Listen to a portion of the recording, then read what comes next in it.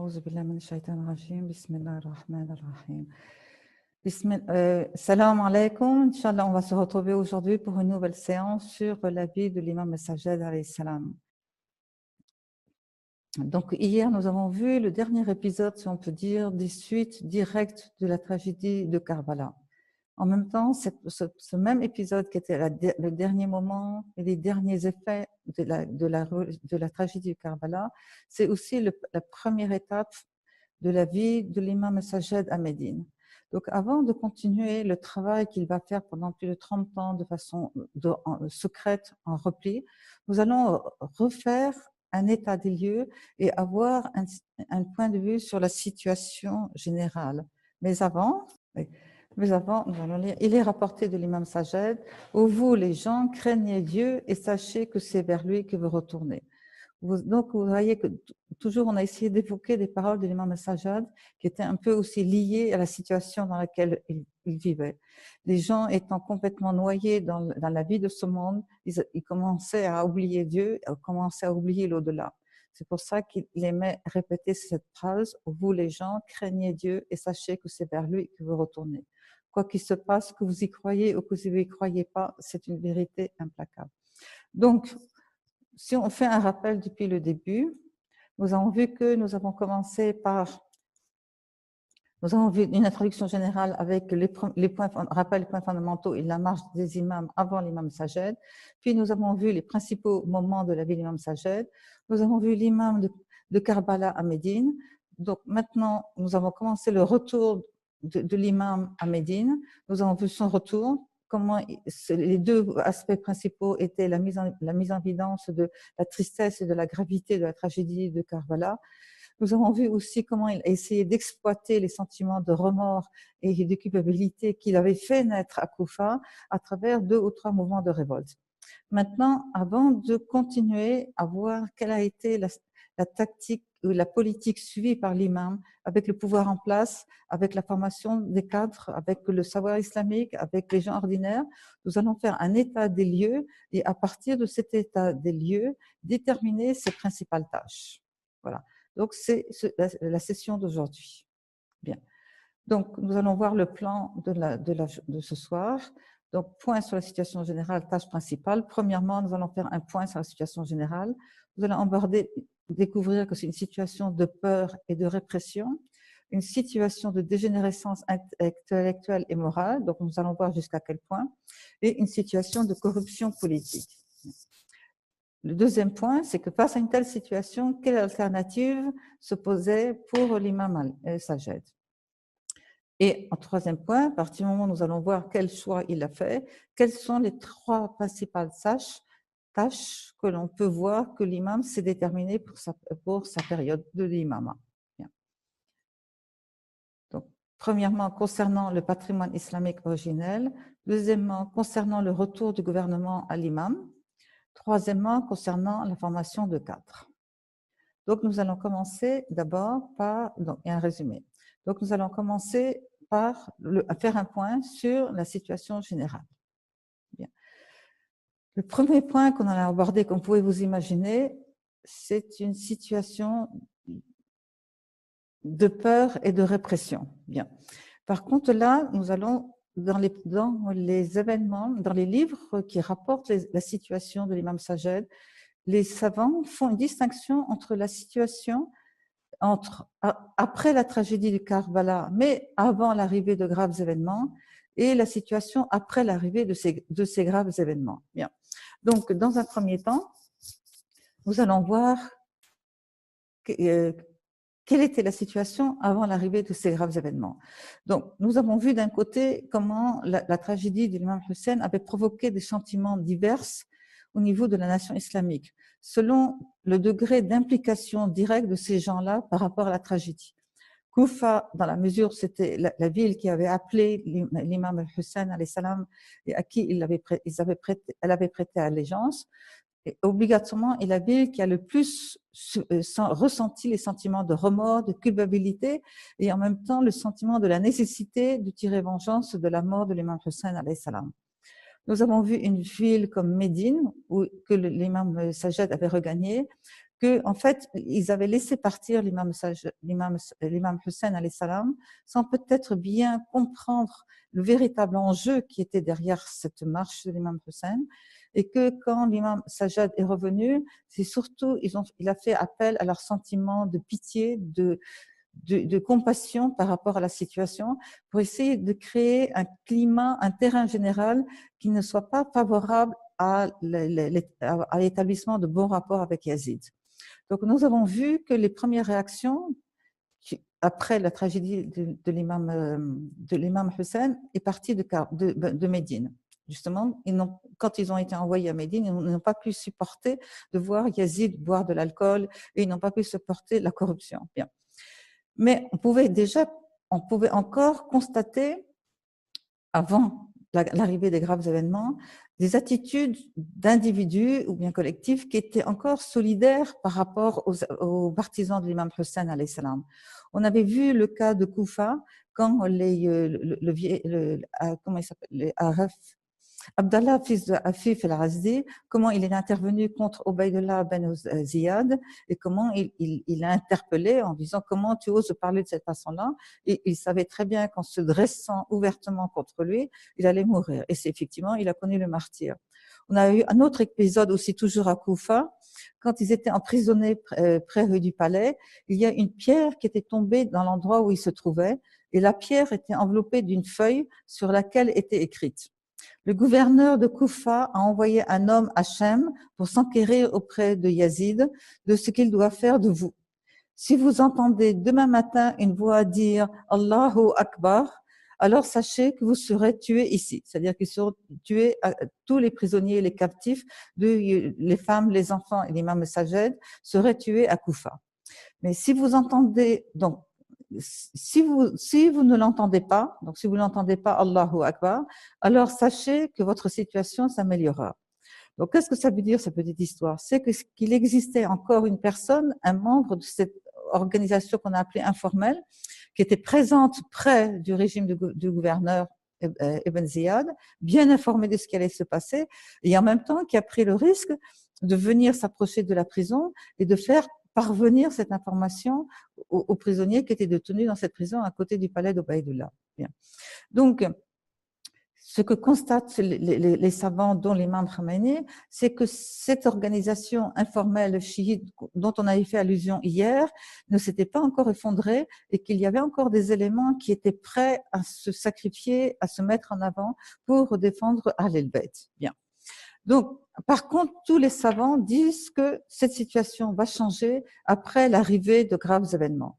Donc, maintenant, nous allons voir quels sont ces graves événements qui sont arrivés, qui fait que la situation est devenue catastrophique et de façon terrifiante. Bien. Le premier événement, on avait vu que la première révolte qui était apparue, c'était à Médine.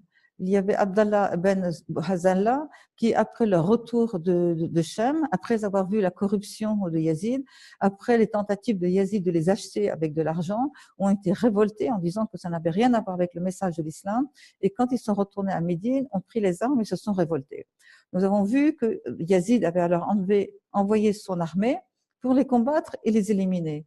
Mais ce que je ne vous ai pas dit hier, mais sans doute que vous savez, c'est que non seulement il a envoyé son armée pour les liquider, mais il a donné l'autorisation à son armée, ce qu'on appelle les 3 jours licites à Médine. Pendant ces 3 jours, tout était permis. Les vols, les viols, les destructions, les incendies, les pillages, les meurtres, tout ça, c'était permis. Bon. C'est-à-dire que durant 3 jours, il est rapporté que près de 10 000 personnes furent tuées, dont des savants, 1700 ou 700 parmi les descendants des immigrants, c'est-à-dire venant de la Mecque, des Ansars et des savants religieux. Donc, c'était des gens, des piliers qui étaient encore en relation ou bien qui en connaissance de l'époque du prophète Mohammed, que Dieu prie sur lui et sa famille. On dit même qu'il y a eu 10 000 naissances après, c'est-à-dire, bon, ouais. Donc, ce qui s'est passé à Médine après la liquidation donc, du mouvement de Abdallah ben Abdallah a semé la terreur parmi les gens. C'est-à-dire que non seulement Yazid était prêt à tuer l'imam Hussein parce qu'il était son rival pour lui, mais en même temps, il était prêt à violer la ville du prophète Mohammed et de commettre de tels crimes pendant 3 jours. Donc, ça a été un premier moment de vague de panique et qui va s'enraciner après dans toute la société. Bon. Le deuxième événement, c'est que vu que le Yazid n'arrivait pas à asseoir son pouvoir de la même façon que Muawiyah, il y avait à la Mecque une personne qui aussi cherchait à se révolter, non pas pour défendre les partisans d'Al Bayt, mais pour prendre le pouvoir, au moins partiellement, pour lui-même. C'était Abdallah ben Zubair. Lui, il a profité du départ de l'imam Hussein de Médine et de la Mecque pour essayer de prendre la mainmise sur la ville de la Mecque. Puis, il a commencé à prendre les armes et à se révolter contre Yazid. Donc, l'armée de Yazid, après Médine, a continué son chemin vers la Mecque. La Mecque, vous savez tous que c'est la ville sacrée et que même il est interdit de rentrer et de porter les armes, etc. Non seulement ils sont rentrés avec les armes, mais en plus, se sont attaqués à la Kaaba, ils ont détruit une partie du pan de la Kaaba et ils ont mis le feu à la Kaaba. Vous savez qu'au niveau de l'islam, la Kaaba, ça représente la maison de Dieu. Donc, c'était la plus grande profanation et Dieu a dit, même dans le Coran coranique, que c'était un endroit de paix. Donc, Yazid avait violé un endroit sacré et en toute impunité. Donc, ça aussi, ça avait jeté l'effroi dans la nation islamique parce qu'ils n'avaient jamais vu quelqu'un qui a, n'importe quelle personne, le calife qui avait osé dépasser tous ces interdits. Cet effroi n'a pas duré longtemps. Enfin, cet effroi a duré longtemps, mais Yazid n'est pas resté longtemps en vie puisque cette même année, en 64 de l'Hégire, il mourut. Bon. Mais au niveau du pouvoir, il y avait toujours au pouvoir omeyyade une instabilité. Son fils, Muawiyah II, lui par contre s'est retiré, a désavoué tout ce qui a été fait, il s'est retiré. Donc il y a un sinistre personnage qui est revenu sur la scène politique, qui est Marwan ben Hakam. Comme je vous l'avais déjà dit précédemment, Marwan et son père Hakam, tous les deux avaient été maudits, avaient été bannis de la ville de la Mecque, et de Médine, et avaient été maudits par le prophète Mohammed sallallahu alayhi wa sallam. Que Dieu prie sur lui et sur sa famille. Ça veut dire donc que c'était un sinistre personnage. Ceux qui avaient encore la mémoire du prophète savaient que c'était un personnage qu'il ne fallait pas accepter, mais qui a réussi à prendre le pouvoir. Abdallah ben Zubair, en sachant qu'il n'avait pas encore bien assis son pouvoir, a essayé, lui, d'élargir son emprise sur la Mecque et d'élargir sur Koufa et sur les autres régions. Mais en élargissant son pouvoir, il se comportait exactement comme le calife Omeyyade.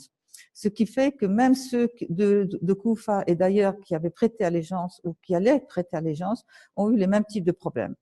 Bon, après, nous avons vu la question de Koufa. Nous avons vu qu'il y a eu 2 mouvements de révolte qui étaient apparus. Le mouvement des repentants et après le mouvement de Mukhtar et Saqafi. Tous les deux s'étaient soulevés pour venger l'imam Hussein. Le mot d'ordre était clair, l'objectif était de se soulever pour venger l'imam Hussein et tuer ceux qui avaient tué l'imam Hussein alayhi salam. Bien. On ne va pas rentrer à nouveau dans l'étude de ces révolutions, mais par contre, les conséquences, c'est qu'il y a eu cette opposition armée contre le pouvoir Omeyyade, qui était une période plutôt d'instabilité, a mis en rivalité ce mouvement révolutionnaire avec Abdallah ben Zubair. Donc, à ce moment-là, on commençait entre eux des liquidations. Il y a eu des affrontements d'abord entre El-Mukhtar et Mus'ab ben Zubair, et puis après, Abdallah ben Zubair a chargé Mus'ab ben Zubair de tuer El-Mukhtar al-Saqafi. Donc, à niveau de Koufa, ceux qui s'étaient soulevés et qui avaient présenté un visage un peu plus proche de Ahl al-Bayt ont tous été liquidés, et en plus ont été massacrés, et ont été massacrés par justement d'autres gens qui étaient aussi terribles. Bien.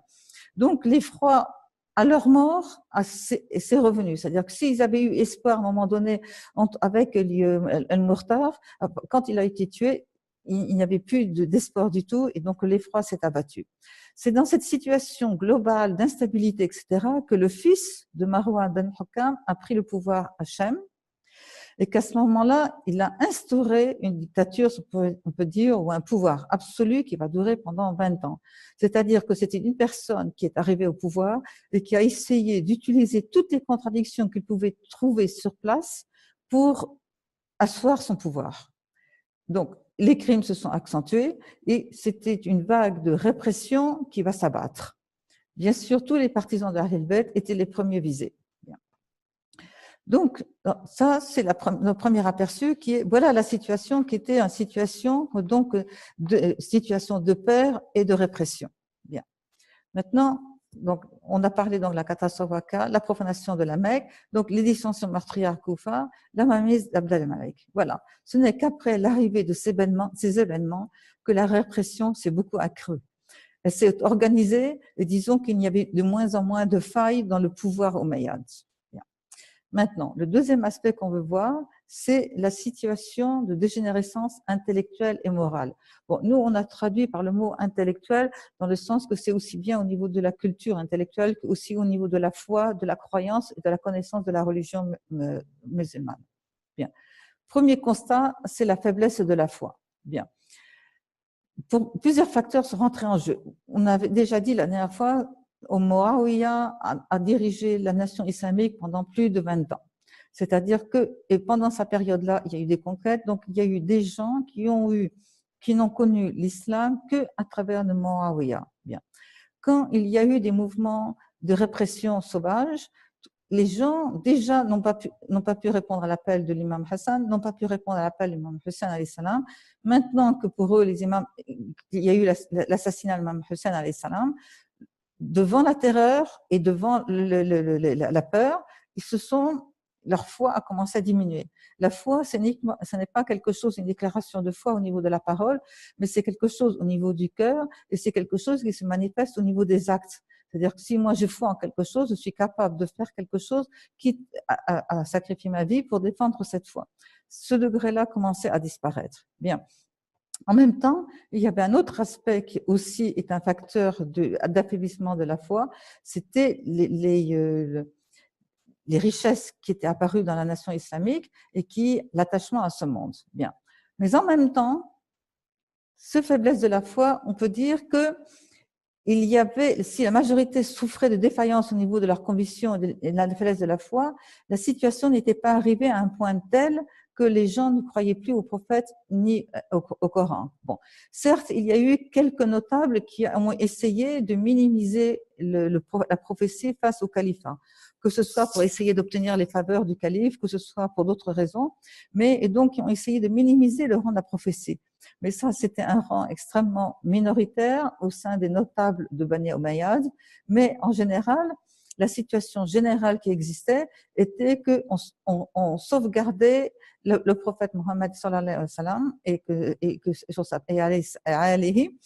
puis il sauvegardait le Coran. À cette époque, il y avait encore des récitateurs du Coran, des narrateurs qui pourront raconter ce qui se passe.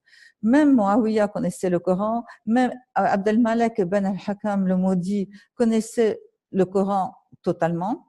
Il n'osait pas lui-même afficher ouvertement son opposition à l'unicité et à la prophétie. Donc, il récitait le Coran. Il faisait partie des récitateurs du Coran. Donc, ça, c'est la situation qui était à cette époque-là. C'est pour ça que le constat qu'on a à l'époque de l'imam Sajjad, c'est qu'au niveau de la société, la situation n'était pas arrivée à un point où elle souffrait de déviation au niveau des croyances, du dogme et des principes. En ce qui concerne les questions de l'unicité apparente, c'est-à-dire de croire en Dieu unique. On verra après quelles sont les nuances et quels sont les trucs.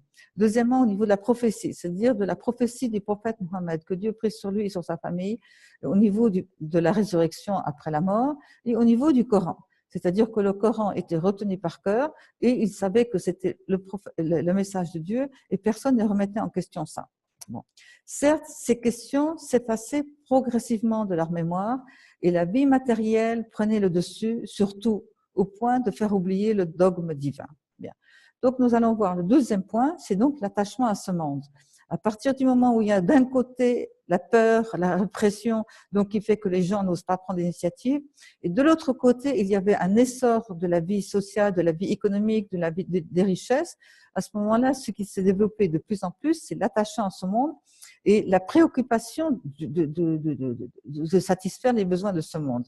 Donc, avec l'attachement de ce monde,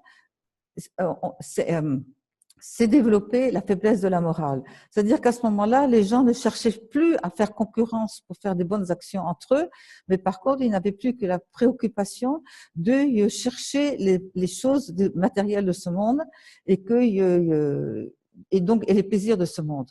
On a vu que dans la cour de Yazid, il passait son temps à jouer, à manger, à jouer même avec des singes, etc. Il y a un livre qui s'appelle le livre de chansons de Abi Faraj el-Asfahani. On peut constater qu'autour des années 80-90, et cela pendant près de 50 à 60 ans, si la majorité des chanteurs et des musiciens, où on les trouvait dans les deux villes saintes qui étaient de Médine et de la Mecque. C'est-à-dire que si un calife roi, si Abdelmalek ben Marwan voulait se distraire et faire venir une chanteuse, etc., à qui il faisait appel, où les cherchait-il? Il les cherchait à la Médine, à la Mecque. Donc vous vous rendez compte à quel point ça c'est significatif de la dégradation de la morale et au point que c'était devenu licite de pratiquer de telles choses. Bien. C'est pour ça qu'il y a, en résumé, l'imam Sadiq alayhi salam résume cette situation en disant que après Al-Hussein, les gens sont revenus en arrière. C'est-à-dire après Al-Hussein, après ces derniers événements que j'ai évoqués, les gens sont revenus en arrière, sauf trois personnes. Dans d'autres propos, il est évoqué le nombre de 5 ou de 7, mais sans les nommer. Alors que dans ce propos-là, ces 3 personnes sont nommées. Elles sont Abu Khaled el-Kabouli, Yahya ben Tawil, on aura l'occasion de revenir sur lui, et Jouber ben Mat'am. Vous voyez donc la situation dans laquelle se trouvait. Ce propos rapporté montre la situation qui était de défaite morale terrible, qui s'était généralisée dans toute la société islamique au moment de l'arrivée de tous ces événements. Mais en même temps, tous ces événements révélaient aussi que les chiites s'étaient contentés de leur lien affectif avec les imams et qui ne comptaient dans les faits que sur la vie de ce monde, sur les plaisirs. C'est-à-dire qu'il ne suffit pas d'aimer l'imam comme ça, mais il fallait aussi être prêt à passer aux actes et prêt aussi à donner sa vie pour lui. On a vu que donc à quel point il y avait très peu de gens qui étaient prêts à le faire. Donc voilà la situation qui était du point de vue de la morale, dégénérescence de la morale intellectuelle et intellectuelle. Maintenant, nous allons voir la situation de corruption politique. Bon. Yazid avait de l'argent et Yazid était quelqu'un qui commençait à mener un certain train de vie dans le palais avec de l'alcool, avec de la musique, avec des danseuses, avec des jeux avec des singes ou des animaux, etc. Et lui, il pensait qu'il pourrait amener les gens à lui en les faisant participer à cette vie-là. Bon.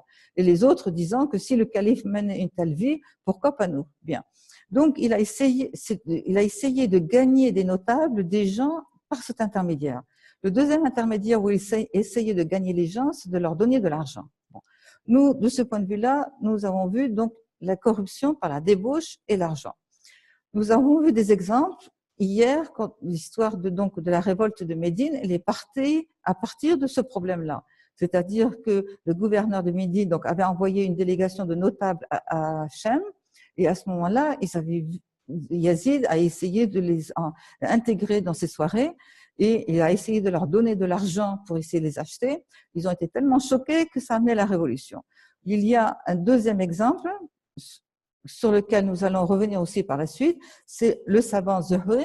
On dit qu'il était à un moment donné un étudiant ou un élève de l'imam Sajjad alayhi salam. C'était un grand savant de la cour, mais en fin de compte, il va se faire acheter et nous aurons aussi l'occasion de revenir sur lui par la suite. Bien. Et voilà, les autres exemples, le grand savant al-Majlisi dans Bihr al-Anwar cite une personne qui s'appelle Ibn Abu al-Hadid, qui dit qu'il y a beaucoup de cas semblables à Zuhri dans cette vie. Il cite un certain nombre de personnalités et d'hommes qui se présentaient à cette époque comme les partisans d'Ahl el-Bayt et qui dévièrent par la suite. Puis cet homme-là rapporte un propos transmis par Omar al-Mahdi, Abu Omar al-Mahdi de l'imam Sajed. Donc lui, il dit qu'il y a beaucoup de gens qui apparemment étaient avec Ahl al-Bayt et qui en fin de compte ont suivi, ont dévié par la suite, soit corrompus soit par l'habit de débauche, soit achetés par l'argent. Bien. Au point que l'imam Sajed commençait à dire: il n'y a pas à la Mecque et à Médine 20 personnes qui nous aiment. Vous voyez à quel constat dans lequel il s'était trouvé. Il n'y a pas à la Mecque et à Médine, qui sont les deux villes où sont parties toutes les réalisations du prophète Mohammed, que Dieu prie sur lui et sur sa famille. Il n'y avait pas 20 personnes qui nous aiment. Et dans un autre propos rapporté d'Al-Jaber, toujours dans le Bihar, qui rapporte de l'imam Sajed: tu ne sais pas comment faire confiance aux gens. Si nous leur parlons de ce que nous avons entendu du messager de Dieu, ils rient. Donc, ça veut dire que non seulement ils ne s'éloignent pas, ils s'en détournent, etc., mais ils rient par raillerie, c'est-à-dire ils se moquent de nous. Et si nous nous taisons, ils ne nous laissent pas. Voilà. Donc, ces propos montrent clairement comment était la situation générale de l'islam à l'égard des imams à cette époque. Il y a un autre point aussi que je n'ai pas mentionné, c'est que souvent dans des endroits, les orateurs montaient dans les tribunes des mosquées pour maudire l'imam Ali, le prince des croyants, pour maudire les imams. Voilà la situation dans laquelle se trouvait l'imam Sajed. Bien, quelle alternative? Que devait-il faire dans une telle situation? Bon. Première possibilité, la révolte, l'opposition ouverte au pouvoir. C'est-à-dire, comme il a encouragé certaines, ou bien suscité en les provoquant plus ou moins, etc., vers une réaction affective immédiate, agitée contre le pouvoir, et les entraîner dans une aventure, donc dans la guerre. Et on sait, rapport de force, l'imam Hussein, on a vu à Karbala, combien il y avait de personnes avec l'imam Hussein alayhi salam, et combien il y avait dans l'armée de Yazid. Maintenant, combien il y avait avec l'imam Sajjad alayhi salam. Donc, s'il se lançait dans une opposition ouverte, ce serait la guerre en permanence jusqu'à leur liquidation totale. Bien. Ou bien, la deuxième possibilité, le travail à long terme. Bien sûr, ce serait une tactique de repli et en même temps un travail secret. Bien. Lequel des deux chemins choisir? C'est le dilemme dans lequel se trouvait l'imam Ali alayhi salam. Il n'y a pas de doute que le premier était le chemin du sacrifice et du dévouement. On a vu comment, que ce soit à Médine, que ce soit les deux révoltes à Koufa, des gens étaient prêts au sacrifice et au dévouement. Bien. Mais l'imam Sajed n'était pas n'importe qui. Lui, il avait la responsabilité de sauvegarder le message de Dieu à court et à long terme. Il avait la responsabilité de sauvegarder la société que le prophète Mohammed avait commencé à créer à court terme et à long terme. Donc lui, sa position n'était pas en tant qu'individu, mais sa position était en tant que chef de la nation. Et encore, dans tous ces cours, nous, on ne parle que de l'apparence de l'imam. Nous, on ne parle pas de la dimension raïbiyée, dissimulée, spirituelle, divine de l'imam. On ne parle que au niveau apparent. Bien. Donc lui, il se trouve dans ce dilemme. Bien. Donc, s'il choisissait le premier terme, c'était certes la voie du sacrifice, comme l'imam Hussein alayhi salam, mais on n'aurait pas avancé. Soit il choisit la seconde, on n'aurait pas avancé, même il aurait mis en danger la disparition, il aurait mis en danger le message divin et même poussé à la disparition du message divin et de la société islamique. Soit il rentrait dans l'alternative à long terme de repli, de secret, et dans ces cas-là, ça impliquait aussi peut-être beaucoup de patience, beaucoup d'endurance, beaucoup d'efforts et peut-être d'incompréhension de certains de ses compagnons. Bien. Maintenant, il y a dans ce même rapport de l'imam Saadek que nous avons cité précédemment, c'est pour ça qu'on a mis en gris clair ce qu'on avait déjà lu. Après le Hussein, les gens sont revenus en arrière, sauf 3, etc. Ce même propos se termine. Ensuite, les gens se joindront à lui et deviendront nombreux. Bien. Ce qui indique, donc vous avez deviné l'option qu'a pris l'imam Sajjad alayhi salam, c'est que lui, il va prendre la seconde option. Il va prendre le travail à long terme, il va avoir une tactique de repli et il va mener un travail secret. avec l'objectif d'essayer de rétablir et d'améliorer la situation et non seulement de sauvegarder la situation, mais de l'améliorer et de faire en sorte qu'il y ait des éléments qui puissent continuer la route après sa mort et sur lesquels l'imam qui viendrait après lui pourrait développer davantage son travail. Bien. Ce propos de l'imam Sadiq alayhi salam montre que, en fin de compte, il a pris le second choix, et qu'en plus, ce second choix a été profitable, puisque au lieu de rester, n'avoir que 2 ou 3 personnes avec lui, les gens se joindront à lui et deviendront nombreux. C'est-à-dire que non seulement il gardera ces 3 ou bien ces 5 ou ces 7 éléments, mais en plus, le nombre s'agrandira. Bien. Alors, je répète parce que souvent les gens s'interrogent et disent mais en fait l'imam aurait dû résister ouvertement au Bani Umayyad parce qu'il aurait dû lever l'étendard contre l'injustice, etc., rejoindre le Murtar, etc., etc. Mais à la lumière de tous les événements et de tout ce que je vous ai raconté, et en tenant compte de l'objectif des imams, en tenant compte de la présence des éléments présents réellement sur le terrain, il est évident que la seule voie que devait prendre l'imam Sajjad, c'était la seconde. C'était la seule voie qui pouvait sauver le message de Dieu, la seule voie qui pouvait sauver les réalisations des prophètes, et la seule voie qui permettait le retour vers l'étape ultérieure, vers le rétablissement d'un gouvernement sous la direction de l'imam Sajjad. Bien.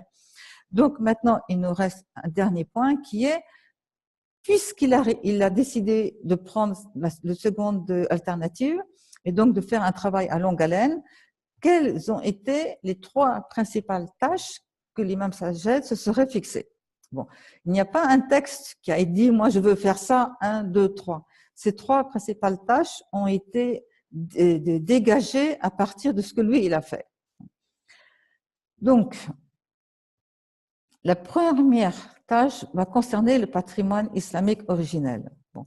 Et nous allons voir, donc, les 3 points que je veux donner maintenant, ce sont 3 points qui vont être développés par la suite. On va voir comment il s'est pris dans les détails pour sauvegarder le patrimoine islamique et le développer. Mais donc, maintenant, nous rappelons les points essentiels. Donc, cette école qui constitue la base fondamentale du gouvernement islamique, il fallait donc rappeler le patrimoine islamique originel. Ça veut dire quoi? D'abord, redonner l'esprit au Coran et redonner une juste interprétation du Coran. Le problème c'est que Muawiyah, puis Yazid et puis tous les autres califes rois qui vont se succéder connaissaient l'apparence du Coran, c'est-à-dire les paroles, les phrases du Coran, mais utilisaient et interprétaient le Coran selon leur désir à eux. Bien. Donc, il fallait réhabiliter le Coran, l'esprit du Coran et la juste interprétation. Il fallait aussi que toute la pensée originelle de l'islam comme l'unicité divine, que voulait dire l'unicité divine, avec toutes ses implications, toutes au niveau de notre vie quotidienne et toutes ces manifestations d'unicité, il fallait aussi le rétablir. Il fallait aussi rétablir le véritable patrimoine du prophète Mohammed, que Dieu prie sur lui et sur sa famille.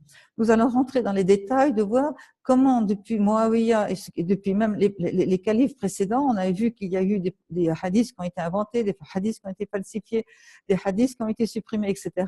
Donc, il fallait recréer un patrimoine qui rappelle les vraies paroles que le prophète Mohammed, que Dieu prie sur lui et sur sa famille, a dit.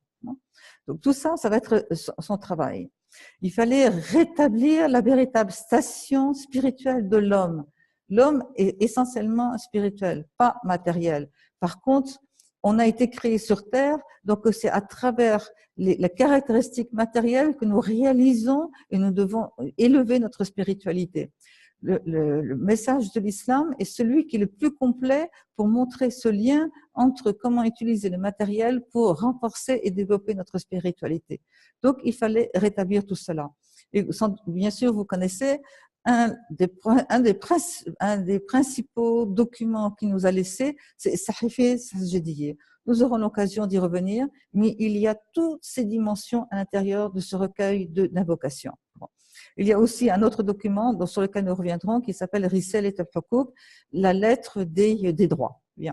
Donc ça va être le premier objectif qui va être donc sa consignation, c'est-à-dire qu'il y ait une trace écrite de commencer à consigner, à transcrire le patrimoine islamique et la pensée originelle islamique. Bien.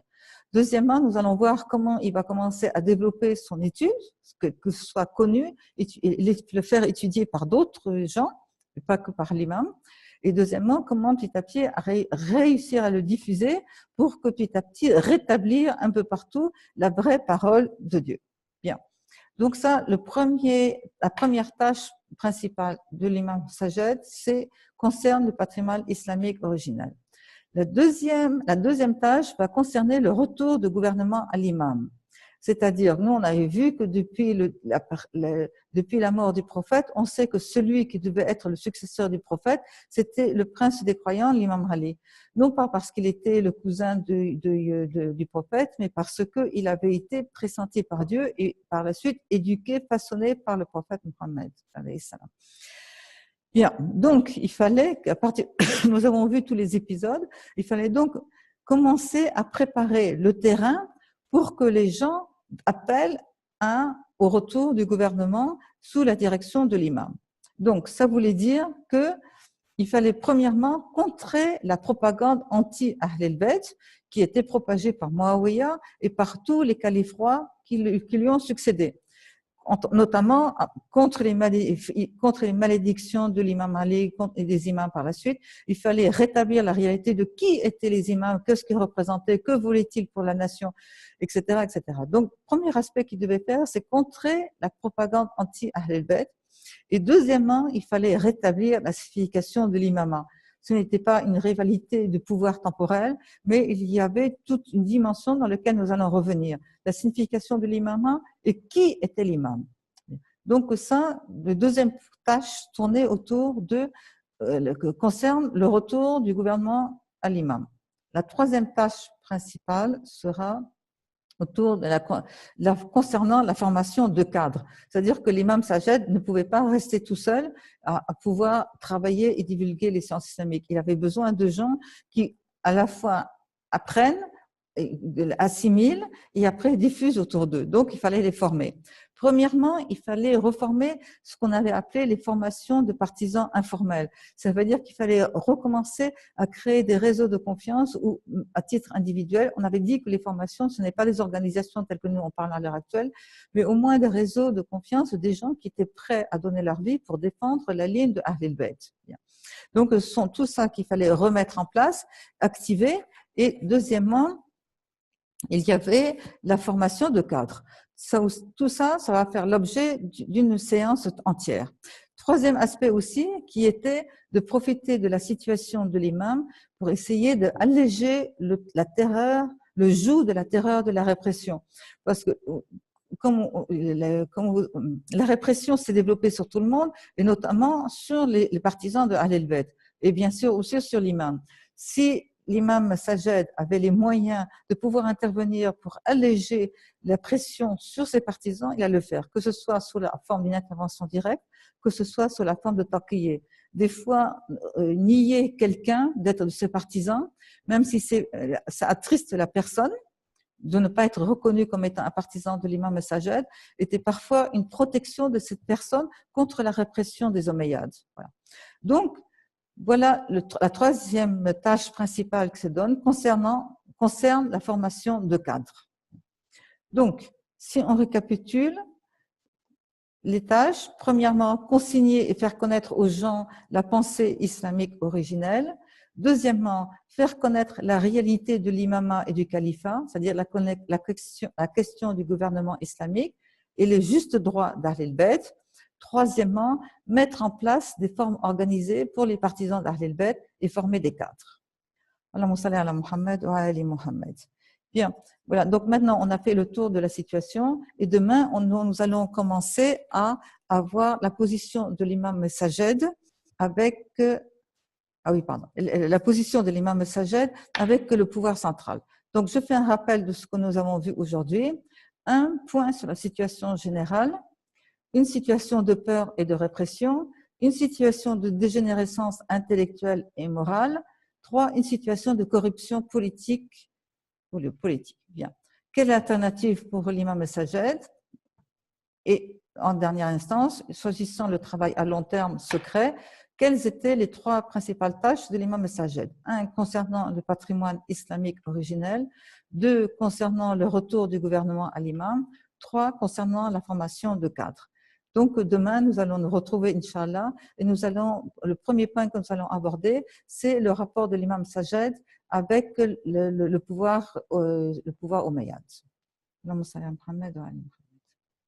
Voilà. Donc maintenant, nous vous laissons la possibilité de poser des questions.